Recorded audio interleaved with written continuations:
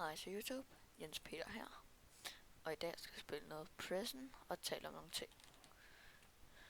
I dag skal vi tale om nogle mulige serier her på min kanal, og ja, om jeg skal starte eller ej, hvis I har lyst til det. Lige nu sidder jeg heroppe i A med 1,3 millioner, så det er fint, meget godt, synes jeg selv. Jeg har gået op her for 5 dage siden, og kunne godt finde på at lave en serie heroppe i A.